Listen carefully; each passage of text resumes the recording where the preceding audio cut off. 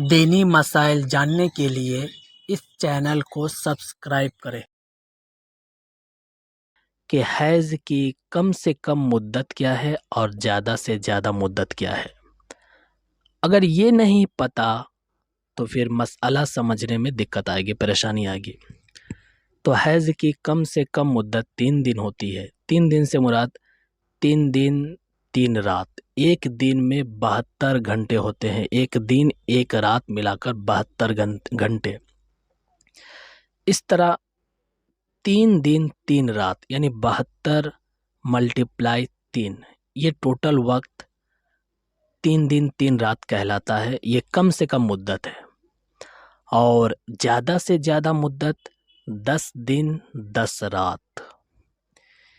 इसका क्या मतलब है ये भी समझ ले कि अगर किसी को मेंसेस 3 दिन और 3 रात से कम आता है तो वो मेंस नहीं कहलाएगा,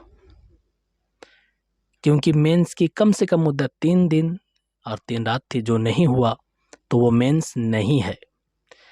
इसी तरह अगर किसी को मेंस आते आते 10 दिन पार हो गया, 10 दिन ओवर हो गया, तो 10 दिन के बाद भले ही ब्लड क्यों ना आए वो मेंस नहीं कहलाएगा, क्योंकि मेंस की जो ज़्यादा से ज़्यादा मुद्दत थी वो 10 दिन 10 रात थी। तो फिर 10 दिन के बाद मेंस कहाँ से हो सकता है। तो 3 दिन से पहले अगर इस तरह के केस आए तो भी मेंस नहीं, और 10 दिन के बाद भी अगर ब्लड वगैरह आए तो भी मेंस नहीं, क्योंकि कम से कम मुद्दत 3 दिन 3 रात और ज़्यादा से ज़्यादा मुद्दत 10 दिन 10 रात होती है।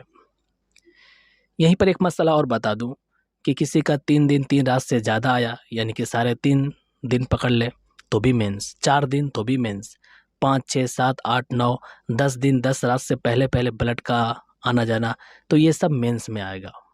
लेकिन 3 दिन से पहले और 10 दिन के बाद अगर ऐसा कोई मामला सामने आता है तो वो मेंस नहीं कहलाएगा।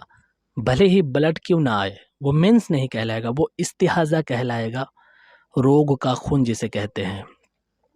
और इस्तिहाज़े की हालत में नमाज वगैरह माफ़ नहीं है, यानी कि नमाज पढ़नी पड़ती है।